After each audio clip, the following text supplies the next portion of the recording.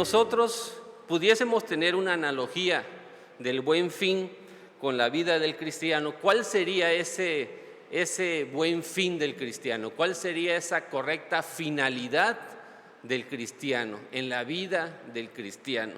Nosotros podríamos mencionar muchas cosas, muchas finalidades que puede tener la vida espiritual de un hijo de Dios. Vamos a centrarnos en solamente 3 de ellas. 3 finalidades que puede tener un hijo de Dios, un cristiano, las cuales es nuestra misión, nuestro llamado y nuestro propósito. ¿Sí? En esta mañana vamos a meditar en esas 3 finalidades, en ese buen fin del cristiano: nuestra misión, nuestro llamado y nuestro propósito. Si hacemos un breve resumen de estos 3 puntos, podríamos decir que nuestra misión es proclamar el Evangelio. Nuestro llamado es ser como Cristo.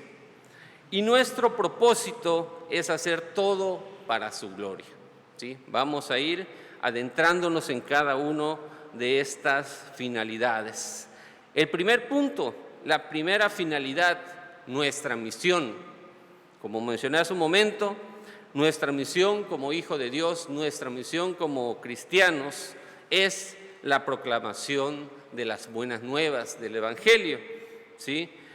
Nuestro mismo Señor Jesucristo nos dio este mandato, no era algo que dijo a la ligera, no es algo que nos dejó de manera opcional, sino que es un mandato que el propio Señor Jesucristo nos dejó. Y eso queda reflejado en Mateo 28 cuando dice: por tanto, id y haced discípulos a todas las naciones, bautizándolos en el nombre del Padre y del Hijo y del Espíritu Santo, enseñándoles que guarden todas las cosas que os he mandado. No nos los dejó como algo opcional, sino que es un mandato para todo hijo de Dios. Muchos pudiésemos pensar, no, pero ahí está el ministerio de evangelismo, que es el encargado precisamente de eso, del evangelismo, ¿sí? Pero no es más que un ministerio que se encarga precisamente de cierta coordinación para que todos los hijos de Dios podamos cumplir este mandato. ¿Sí? Todos tenemos este mandato de nuestro Señor Jesucristo, todos tenemos esta misión de proclamar el Evangelio a todas las naciones. Y uno puede pensar, no, pero ya se está predicando bien, ya hay muchos misioneros, ya se está avanzando bastante. ¿Sí? Hace poco vi unas estadísticas y quiero compartírselas con ustedes.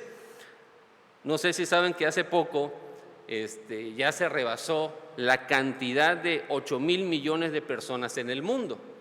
Hasta el año pasado eran 7,000 millones, hablaba y tanto, pero ya este año ya se rebasó 8,000 millones de personas en todo el mundo. Y de esas 8,000 millones de personas, para que vean la estadística, solamente el 12% es cristiano practicante, solamente el 12%. Por cristiano practicante me refiero a un cristiano, ¿sí?, que está firme en la fe, que asiste a alguna congregación, o sea, que está activo. Un 20% es cristiano nominal, un cristiano de nombre, un cristiano que se consideran cristianos, pero que prácticamente no practican la fe. Ese es un 20% de esta población mundial. Hay un 42% que efectivamente ha escuchado el Evangelio, pero que no ha respondido a él. Es un 42%, es una gran cantidad de esos 8,000 millones de personas, ¿sí?, que no le han hecho caso al Evangelio.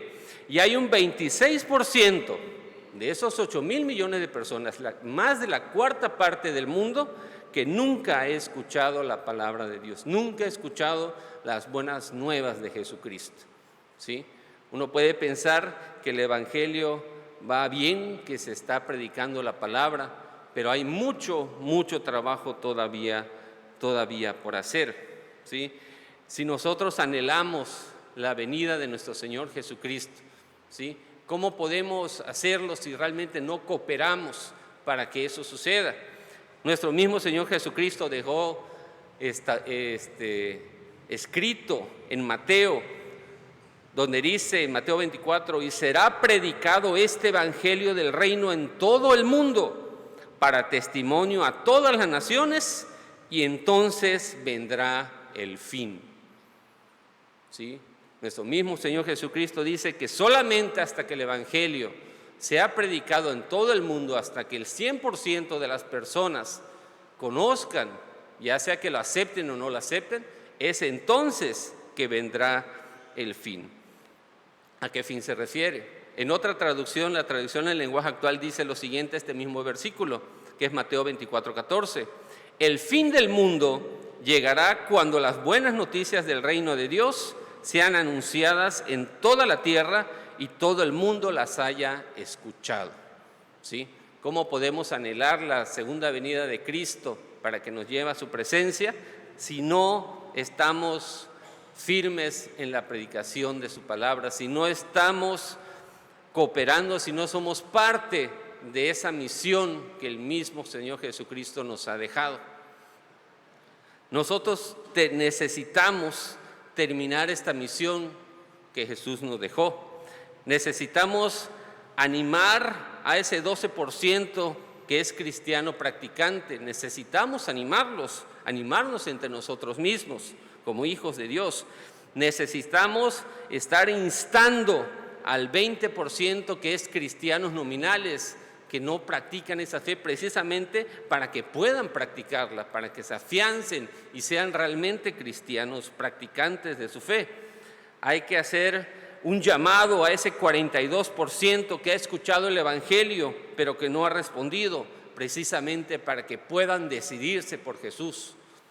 Y tenemos que predicar a ese 26% que nunca ha escuchado el evangelio, para que pueda saber quién es Jesús, por qué Dios mandó a su Hijo Jesucristo a morir en la cruz del Calvario. ¿Sí? Tenemos todavía un gran trecho por recorrer en esta misión que Cristo nos dejó. Y ahí la pregunta que cada quien debemos de hacernos: ¿y yo estoy cumpliendo con la misión que Dios nos ha mandado a través de su Hijo Jesucristo? ¿La estoy cumpliendo? ¿Sí? Eso es algo que nosotros nos debemos de preguntar todos los días. Además de nuestra misión, otra de las finalidades que todo hijo de Dios debe tener muy presente en su vida cristiana, en su vida espiritual, es nuestro llamado. Aparte de nuestra misión, tenemos un llamado. ¿Y cuál es ese llamado? Nuestro llamado es ser como Cristo.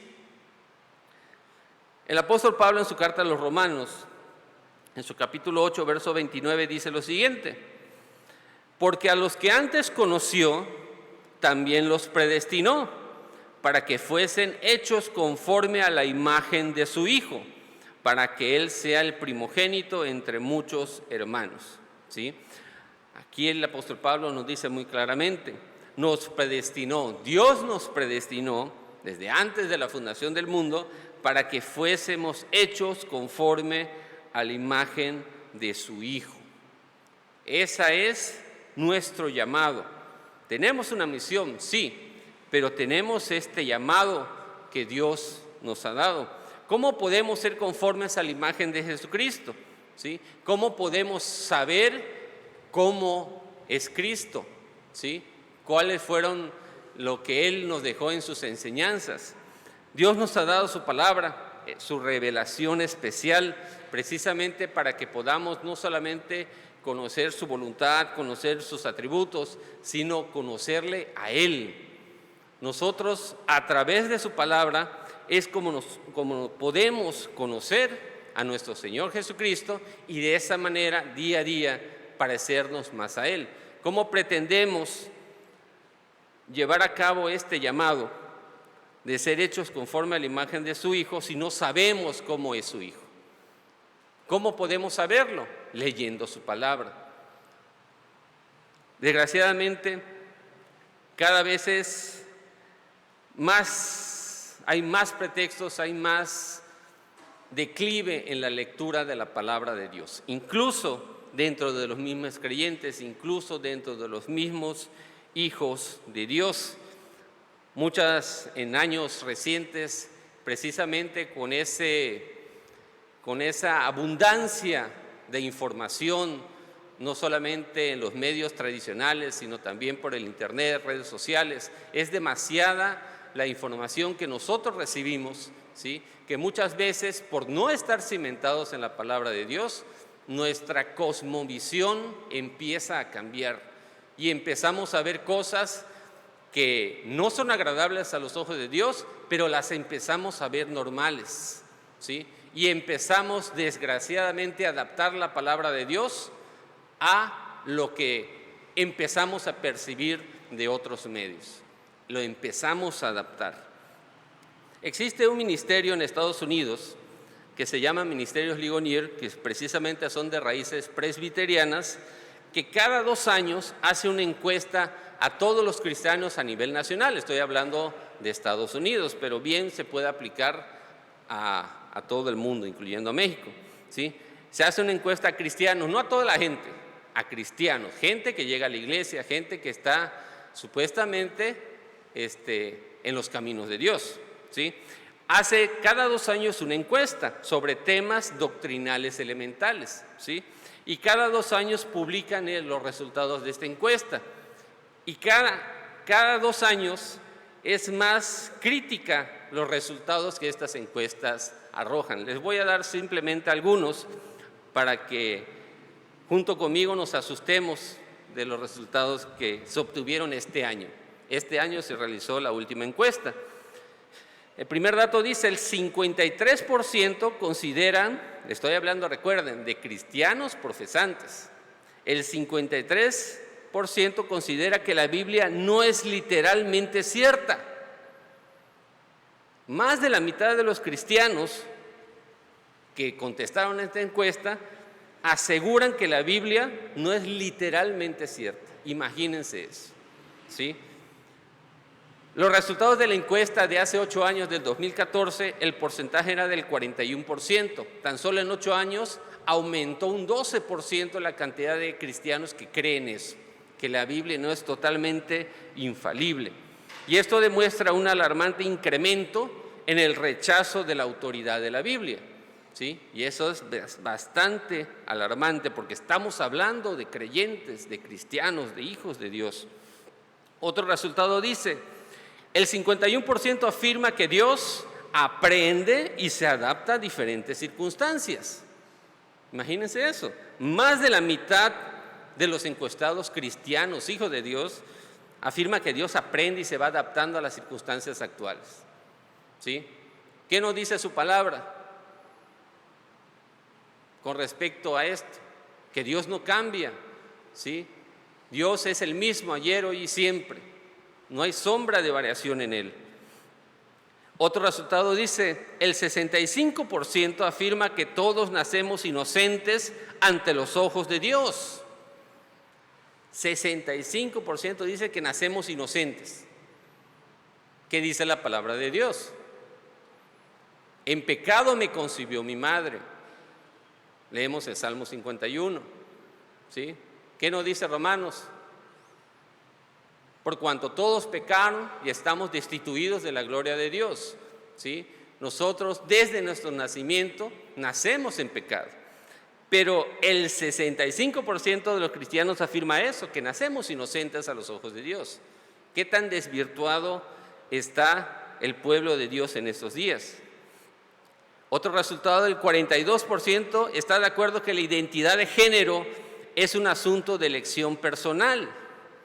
Casi la mitad de los cristianos piensan que las personas pueden elegir su género, que no hay mayor problema con ello, ¿sí?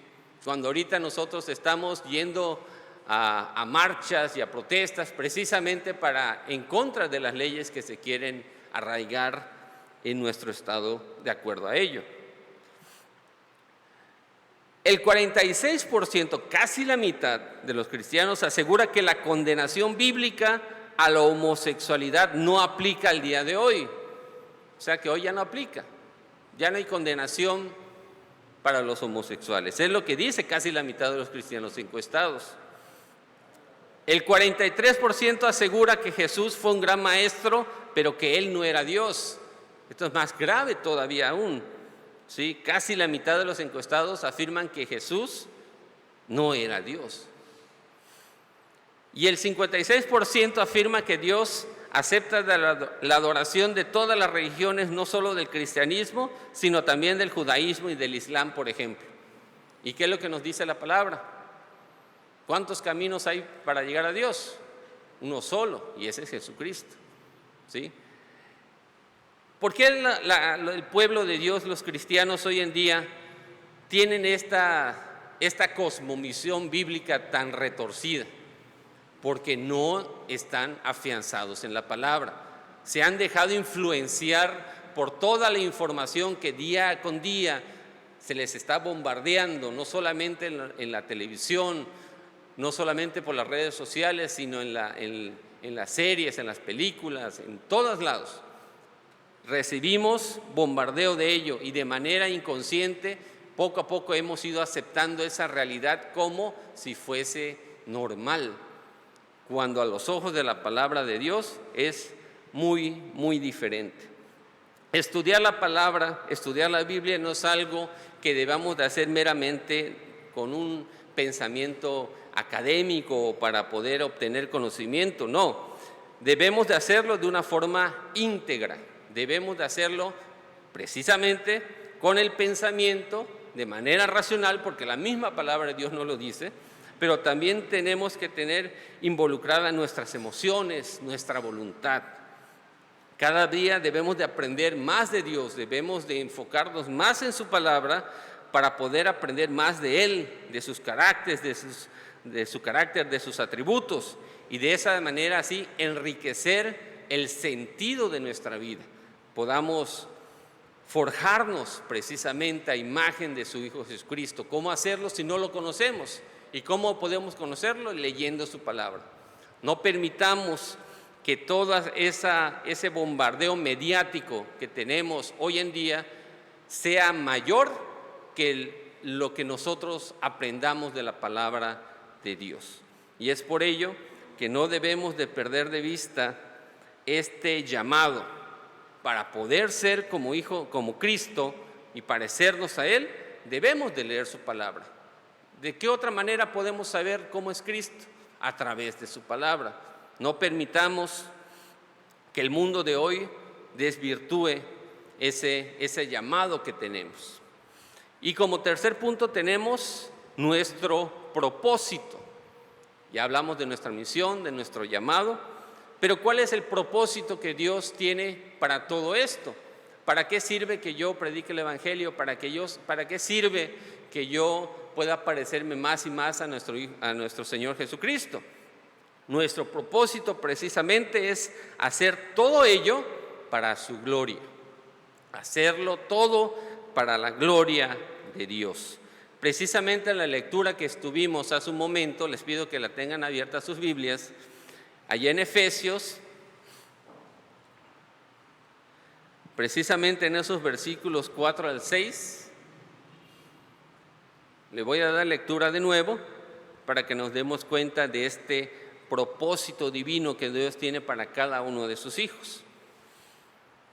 En el versículo 4 empieza diciendo: según nos escogió en Él antes de la fundación del mundo. No fue algo que haya hecho Dios de manera porque se le ocurrió de último momento o porque hace poco dijo, creo que sí la va a hacer, vamos a elegirlo, vamos a darle un propósito. No, desde antes de la fundación del mundo, yo no hice nada para que Él me eligiera. ¿Por qué me eligió?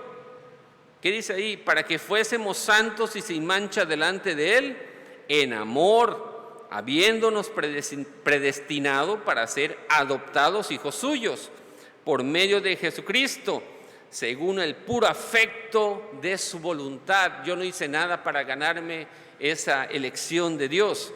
Dios lo hizo por el puro afecto de su voluntad. ¿Pero para qué lo hizo? ¿Qué sigue diciendo ese versículo? Para alabanza de la gloria de su gracia, en la cual nos hizo aceptos en el amado.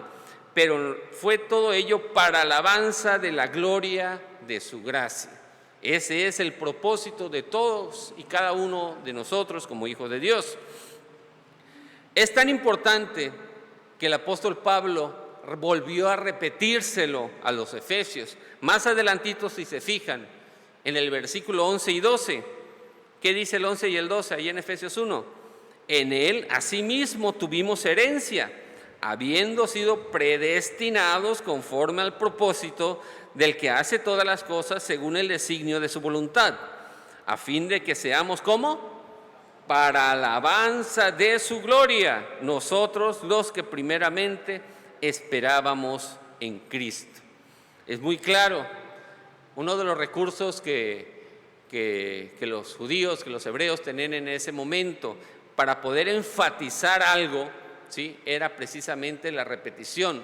Y si aquí el apóstol Pablo está repitiendo este hecho tan importante de nuestro propósito, que es la alabanza de la gloria de Dios, es porque era algo sumamente importante que él quería dejar claro a los destinatarios de esta carta, en este caso a los efesios. Hacer todo para la gloria de Dios es hacer todo para exaltar, honrar y promover el nombre de Dios. El mismo apóstol Pablo en su carta a los Romanos dice: porque de Él y por Él y para Él son todas las cosas. A Él sea la gloria por los siglos. Amén. Todo lo que hacemos debe ser precisamente para ello, para exaltar, honrar y por supuesto promover el nombre de Dios. Dios es glorificado en todo lo que hacemos, ¿sí? No solamente aquí en la iglesia, sino también en nuestros trabajos, en nuestras escuelas, en nuestros hogares. Todo lo que hacemos debe de ser para honra y gloria de Dios, ¿sí? No porque no esté en un ministerio, no porque no esté en la iglesia, lo que esté haciendo lo voy a hacer con un propósito mundano, no.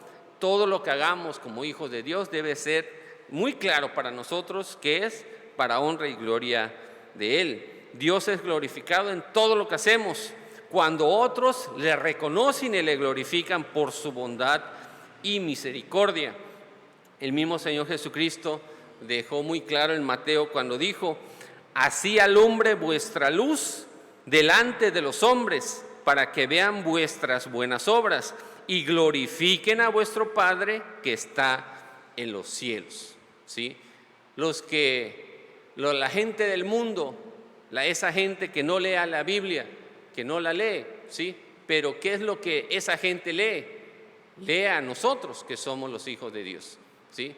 Ellos conocen a Dios a través de nosotros, ellos leen a Dios a través de nosotros, cómo nos comportamos, qué es lo que hacemos, de qué manera llevamos a cabo nuestra vida, ¿sí? Y si nosotros, que supuestamente somos hijos de Dios, somos cristianos, nos comportamos como la gente del mundo, de esa manera, ¿ustedes creen que le estamos dando la honra y gloria a nuestro Dios a los ojos de los hombres? No.